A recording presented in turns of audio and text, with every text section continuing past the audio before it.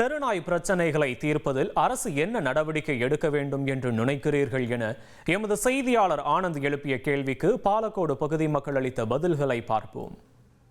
இடைஞ்சல் தான் அதிகமா. அது நம்ம ஜனங்க அதை பார்த்துட்டும் போடுறதும் இல்லை. விட்டு சர்ன்னு இழுத்தாங்கன்னா அவங்க பாட்டு ஒரு பக்கம் போய் விழுந்துடுறாங்க, இது ஒரு பக்கம் போயிட்டே இருக்கு. அரசு இருக்கிற தெருநாய்களை பிடிச்சிட்டு போகணும். அது பிடிச்சிட்டு போய் சாவடிக்கவும் முடியாது. ஏதோ அதுக்கு ஏதாச்சும் ஒரு நல்ல வழியை பண்ணி விடுங்க. நாங்கள் எல்லாம் ஆடு மாடு வச்சுன்னு காட்டில் மேய்ச்சிட்டு இருக்கோம். அது பார்த்தீங்கன்னா நாய் ஆடை பிடிக்கிறது அதை பிடிக்கிறது நிறைய கடிச்சிட்டே இருக்குது.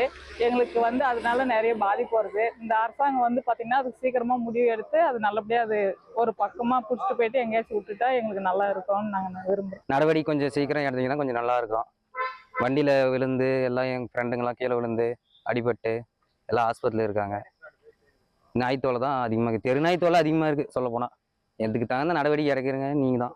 மாநில அரசு இல்லை பஞ்சாயத்தில் இருக்கிறவங்க அவங்க தான் பார்த்து இதை பண்ணணும். பல இடங்கள்ல நிறைய குழந்தைங்களாம் விளையாடும் போது கடிச்சு ரொம்ப சிரமத்துக்கு ஆளாகிறாங்க. அதை கொஞ்சம் மாநில கவர்மெண்ட்டும் கிராமப்புற பஞ்சாயத்து இதுவும் கண்ட்ரோல் பண்ண மாதிரி கேட்டுக்கொள்ளுது. தெருநாய்கள் பிரச்சனைகளை தீர்ப்பதில் அரசு என்ன நடவடிக்கை எடுக்க வேண்டும் என்று நினைக்கிறீர்கள் என கேட்கப்பட்ட கேள்விக்கு பாலக்கோடு பகுதி மக்கள் அளித்த பதில்களை பார்த்தோம். இனி செல்லும் இடமெல்லாம் செய்தி. தந்தி டிவியின் வாட்ஸ்அப் சேனலை ஃபாலோ பண்ணினா செல்ல இருக்கும் இடமெல்லாம் செய்தி.